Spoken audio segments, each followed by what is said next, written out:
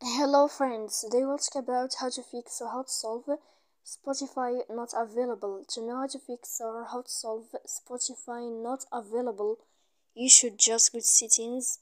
Here in this page, we click apps, default apps, app settings. When you'll find this page, you will enter to the window of Spotify and you click here.